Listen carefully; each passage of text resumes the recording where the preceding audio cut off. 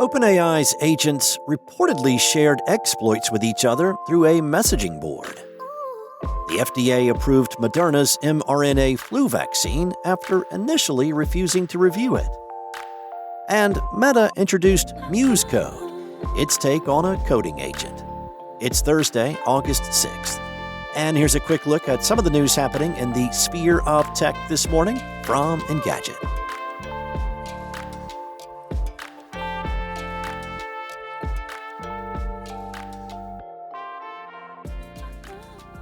Apparently, OpenAI's agents had shown unusual behavior way before the attack on Hugging Face.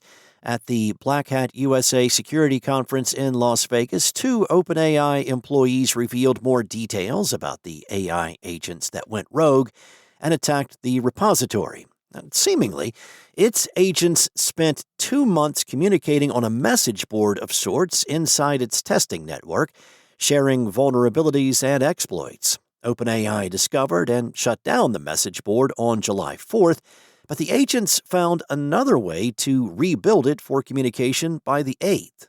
The agents' contributions to that resurrected board led to the attack on Hugging Face. Eric Wallace, who works on safety at OpenAI, said, "This incident involves actually a team of agents who are working together, finding exploits, sharing them with one another, moving laterally through our systems and external systems, and doing this over the course of days and weeks." The employees revealed that the agents communicated within an OpenAI package manager, which manages the installation of other software. Since the package manager is shared all across the company's infrastructure, all of the agents it's evaluating could stumble upon it. And they did. After agents found exploits, they'd leave them open and then share them with the other agents on the message board. Over time, the agents started collaborating, delegating tasks, and splitting up work between each other to accomplish their goals, unbeknownst to OpenAI. There was even drama among their ranks, with agents accidentally deleting each other's work and suspecting each other of being an imposter. Some agents reportedly proposed signing their posts with codes to prevent fraud. By the time OpenAI found the board, it already contained hundreds of thousands of messages. Wallace explained that all those happened because frontier models like to cheat. They would be under pressure to find a solution for a problem quickly using fewer tools while being tested, and they would realize that instead of doing a task for real, they could just look for an answer on the internet. That's why the company tests its models without a way to go online. If you will recall, the agents were only able to go to the internet during the incident with Hugging Face because they exploited a vulnerability. Michael Dalton, the other OpenAI employee who spoke at Black Hat, said numerous teams in the company had dropped everything to help improve its security prevention, detection, and response techniques. The company deliberately slowed down research to upgrade its security and dramatically scale up the monitoring of its AI agents. Dalton said, the important takeaway here that has really shifted dramatically is that fully automated offensive loops require investment in truly fully automated defense. And we are not there as an industry. We will have to find that path together with urgency.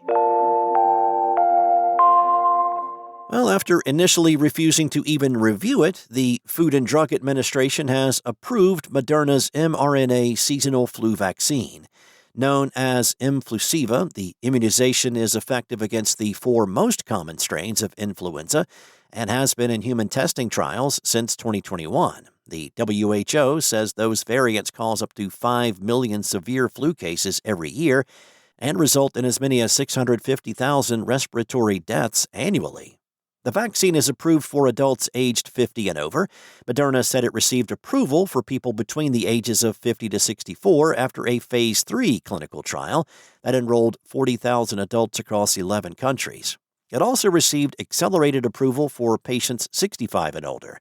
The trial's objectives were to evaluate the safety of mFlusiva and its relative efficacy compared to an approved and effective non-mRNA vaccine.